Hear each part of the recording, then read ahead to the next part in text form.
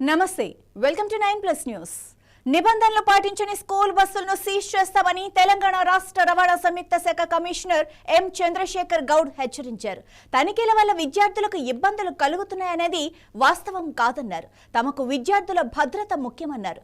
పిల్లలను స్కూల్లో చేర్పించే ముందు బస్సులు డ్రైవర్ల గురించి తల్లిదండ్రులు ఆరా తీయాలని సూచిస్తున్న చంద్రశేఖర్ గౌడ్తో మా bureau chief Raj Kumar face to face. పిల్లలు వెళ్ళే స్కూల్ బస్సులు, ఆటోలు, ఓమ్ని వ్యాన్లు ఏవైతే వాహనాలు ఉన్నాయో వాటి మీద స్పెషల్ డ్రైవ్ నిర్వహిస్తున్నారు 3 రోజుల నుంచి. సో కొంతమంది యాజమాన్యం కావచ్చు, బస్సు డ్రైవర్ల నిర్లక్ష్యం వల్ల పిల్లల ప్రాణాలు పోతున్నాయి. సో దీంతో రవాణా శాఖ అధికారులు తనిఖీలు ముమ్మరం చేశారు. సో దీనిపై ఈ యొక్క వాహనాల తనిఖీలు కావచ్చు, దీనికి సంబంధించిన స్పెషల్ డ్రైవ్ పై మనతో మాట్లాడడానికి రవాణా శాఖ రాష్ట్ర జాయింట్ కమిషనర్ చంద్రశేఖర్ గౌడ్ గారు మనతో పాటు ఉన్నారు. చంద్రశేఖర్ సార్, చెప్పండి, ఎలా ఉన్నాయి మీ రైడ్స్? విద్యార్థుల భద్రతే ప్రధాన లక్ష్యంగా పాఠశాలలు పునఃప్రారంభమైన రోజు నుంచి మేము రవాణా శాఖ ఆధ్వర్యంలో రాష్ట్ర వ్యాప్తంగా మీరు అన్నట్టు విద్యార్థులను చేరవేసే ప్రతి వాహనము, అది బస్సు కావచ్చు, వ్యాన్ కావచ్చు, ఆటో కావచ్చు, వాటిపై మేము తనిఖీలు నిర్వహిస్తూ ఉన్నాము. ఎందుకంటే పరిమితికి మించి విద్యార్థులను చేరవేసేయడం వల్ల వ్యాను కానివచ్చు, ఆటో రిక్షా బోల్తపడి విద్యార్థులు మరణం చెందే అవకాశం ఉంది. అదే సందర్భంలో ఫిట్నెస్ లేకుండా బస్సు తిరగడంతో పాటు డ్రైవర్ అనుభవం లేని డ్రైవరు, అంటే డ్రైవింగ్ లైసెన్సు లేని డ్రైవరు, తర్వాత ఓవర్ ఏజ్ ఉన్నటువంటి డ్రైవరు, తర్వాత అటెండెంట్ లేకపోవడము, కొన్ని చోట్ల డ్రైవర్ సకాలంలో రాకపోవడం వల్ల అటెండెంట్ను, క్లీనర్ను డ్రైవర్గా పంపించడం వల్ల కూడా ప్రమాదాలు జరుగుతూ ఉన్నాయి.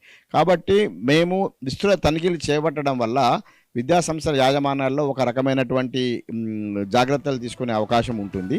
దీనిలో భాగంగా నిన్నటి నుంచి మేము చేసినటువంటి తనిఖీల్లో దాదాపు మా రవాణా శాఖ అధికారులు రాష్ట్ర వ్యాప్తంగా దాదాపు 2000 వాహనాలను తనిఖీ చేయగా ఒక 400 వాహనాలపై కేసులు నమోదు చేయడం జరిగింది. ఒక 100 నుంచి 120 వాహనాల వరకు సీజ్ చేయడం జరిగింది. దీంట్లో ప్రధానమైనవి ఫిట్నెస్ లేకపోవడం మాత్రమే కాదు, చిన్న చిన్న జాగ్రత్తలు, ఫస్ట్ ఎయిడ్ బాక్స్ లేకపోవడము, ఎమర్జెన్సీ డోర్ లేకపోవడము, తర్వాత డ్రైవర్కి సంబంధించినటువంటి డ్రైవింగ్ లైసెన్స్ లేకపోవడము, ఏజ్ ఎక్కువగా ఉండడము, తర్వాత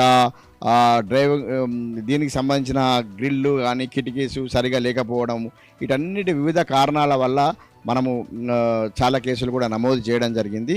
అంతేకాకుండా ఈ సందర్భంగా నేను విజ్ఞప్తి ఏంటంటే, ఆటో రిక్షా తరలించే వారికి కూడా నా విజ్ఞప్తి ఏంటంటే, మీరు పరిమితికి లోబడే విద్యార్థులను తరలించి, లేకపోతే అనుకోని ప్రమాదం ఏదైనా జరిగితే అది మనకందరికి ఇబ్బంది అయ్యే అవకాశం ఉంటుంది. కాబట్టి అటు యాజమాన్యాలతో పాటు యాజమాన్యాలు సైతం కూడా ఏంటంటే, వారి స్టూడెంట్ ఏ మోడ్ ఆఫ్ ట్రాన్స్పోర్ట్లో వస్తున్నాడో కూడా వాళ్ళ దగ్గర రికార్డు ఉండాలి.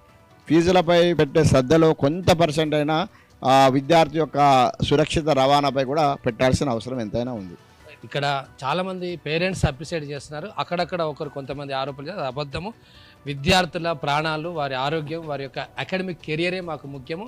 కాబట్టి దానిలో భాగంగానే మేము దాడులు, రైడ్స్ చేస్తున్నాం తప్ప ఇంకొకటి లేదు. తల్లిదండ్రులు కూడా సహకరించాలి. మీ పిల్లల అడ్మిషన్స్, ఫీజులు, మెరిట్స్ మాత్రమే కాదు, బస్సు డ్రైవర్ల పరిస్థితిని కూడా మీరు తనిఖీ చేసిన తర్వాతనే ఆ స్కూల్లో అడ్మిషన్ తీసుకోవాలని చంద్రశేఖర్ గౌడ్ గారు చెప్తున్నారు. కెమెరామెన్ సుధాకర్తో రాజ్ కుమార్, 9+ న్యూస్, హైదరాబాద్.